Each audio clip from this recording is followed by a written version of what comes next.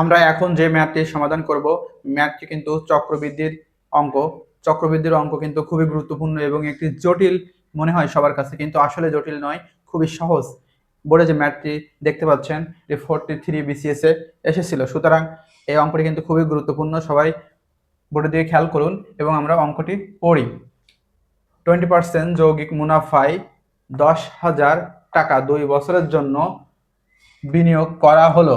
যদি যৌগিক মুনাফা অর্ধ বছর, এই অর্ধ বছরটি কিন্তু খুবই গুরুত্বপূর্ণ, অর্ধ বছর হিসেবে ধরা হয়, তবে চক্রবৃদ্ধি মূলধন কত?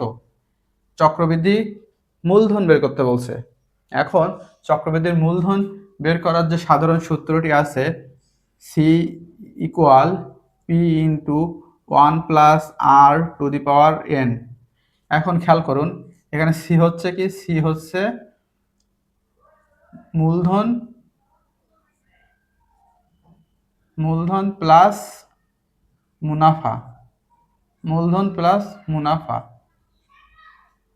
মূলধন একটা যেটা আছে সেটা, আর মুনাফা, এই দুইটা একসাথে যোগ হয়ে হয় সি।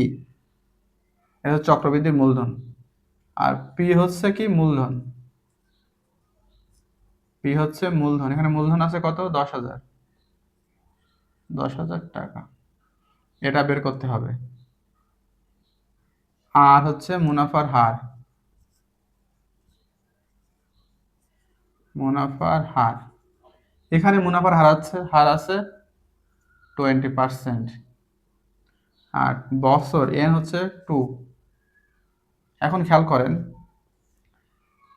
এখানে যদি অর্ধ বছর উল্লেখ না থাকতো, তাহলে এই মানটা এখানে বসিয়ে দিয়েই আমরা অ্যান্সারটা পেয়ে যেতাম। কিন্তু সমস্যা হচ্ছে অর্ধ বছরের। এখানে অর্ধ বছর মানে কি? মানে 12 মাসে 1 বছর, অর্ধেক হচ্ছে কি 6 মাস। ঠিক আছে? তার মানে 6 মাস যদি হয়, তবে 6 মাস 1 বছর 2, তাহলে 1 বছরের মধ্যে কয়বার সে মুনাফা পাবে?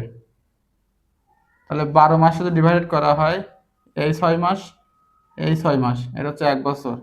আবার পরের বছর 1 বছর, সেই 12 মাস, তাহলে 6 মাস পর, এখানে 6 মাস পর। তাহলে অর্ধ বছর মানে কি? সে 2 বছরে 1 বার, 2 বার, 3 বার, 4 বার, 2 বছরে 4 বার মুনাফা পাবে। তার মানে এখানে কিন্তু 2 আর লেখা যাচ্ছে না। 2 আমাদের লিখতে হবে কত? লিখতে হবে 4। 4 কেন লিখতে হবে? আশা করি বুঝতে পেরেছেন। কারণ অর্ধ বছরে মুনাফা হিসাব করতেছে, আর অর্ধ বছরে মুনাফা হিসাব করার কারণে আপনার সরাসরি 2 আর লেখা যাবে না। অর্ধ বছর মানে 6 মাস, তাহলে 2 বছরের মধ্যে 6 মাস আসে কয়বার? 4 বার। সেই হিসাব করে আপনাকে হিসাব করতে হবে, বা এইভাবে হিসাব করে চিন্তা করতে পারেন, যেহেতু 2 বছর আছে, তাহলে অর্ধ বছর হিসাব করছে মানে 2 × 4, 4। এবার এখানে মুনাফার হারটাও তখন অর্ধেক হয়ে যাবে। 20% আছে, একে অর্ধেক করলে হয় কত? 10%।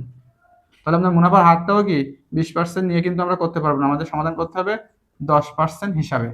এবার আমরা এই মানটা এখানে বসিয়ে দিই। পি আছে 10,000, 1 প্লাস আর হচ্ছে 10% মানে 10/100 ইন্টু এন হচ্ছে 4। এখন পাওয়ার 4 মানে কি? আমরা জানি এই 2 এর মাথায় পাওয়ার 3 থাকে, তাহলে কি করি? 2 আমরা 3 বার গুণ করে দিই। 2 আমরা কি করি? 3 বার গুণ করে দিই। অনেকে এখানে কি করতে পারেন, এটা আমি দেখাই। এটা কিন্তু কাটাকাটি কোনভাবে এখন যাবেন না কাটাকাটির দিকে। এইখানে লসাগু করলে আসবে আপনার 100। এবার 100 একের নিচে কিছু নেই, মানে 1 আছে, 1 দিয়ে 100 ভাগ করলে 100 হয়। আবার সেই কারণে এই 100 আবার 1 এর সাথে গুণ হয়ে যাবে, এখানে আসবে হচ্ছে 100 যোগ, আবার এই 100কে 100 দিয়ে ভাগ করলে 1 হয়, সেই 1 10 এর সাথে গুণ করলে 10ই থেকে যায়, পাওয়ার 4। এবার এইখানে যোগ করলে 110/100। অনেকে এটা কাটাকাটি করতে পারেন, কিন্তু কাটাকাটি মোটেও যাবে না। যেটা এখানে বোঝাচ্ছি সেটা হচ্ছে কি, আবার অনেকে এমনটা করতে পারেন, কাটাকাটি করে এই পাওয়ারটা মানে গুণ করে দিতে পারেন একবারে, কিন্তু সেটাও করা যাবে না। তার মানে এখানে 2⁻³ আছে, অনেকে এরকম করতে পারেন 8 লিখে দিলেন একবারে। কিন্তু এই অঙ্কের ক্ষেত্রে যদি আপনি একবার হিসাব করে 8 লিখে দেন, তাহলে যেটা হবে, আপনার সময় নষ্ট হবে হিসাব করতে যেয়ে, কাটাকাটি করতে যেয়ে আপনার সময় নষ্ট হবে, গুণ করতে সময় নষ্ট হবে। যে কারণে একবারে 8 লিখে দেওয়া যাবে না, এই 2 গুণ 2 গুণ 2, এইভাবে আমরা এইটাও সেটাই করব। খেয়াল করেন, 10,000 লিখলাম, ব্র্যাকেট তো এবার উঠে যাবে, তাহলে গুণ সম্পর্ক মানে গুণ বসে গেল। আর এর মাথায় পাওয়ার 4 আছে মানে কি, এটা 4 বার গুণ হবে 100, আবার 110 110 নিচে 100 গুণিতক 110/100 গুণিতক 110/100। তাহলে 1টা 2টা 3টা 4টা কিন্তু হয়ে গেছে। এবার আমরা কাটাকাটি করবো, 0 0 বাদ 0 0 বাদ। এবার 1টা 2টা 3টা 4টা, 1টা 2টা 3টা 4টা টোটাল বাদ গেল। তাহলে নিচে আর কোনো শূন্য নেই, এখানে কোনো শূন্য নেই, ওপরে কোনো শূন্য নেই, শুধু 11 আর 11, 4টা 11 না, 11 11 গুণ করলে হয় 121, আর 11 11 গুণ করলে হয় 121। এটা জাস্ট গুণ করে দিলে আপনার অ্যান্সার হয়ে যাবে।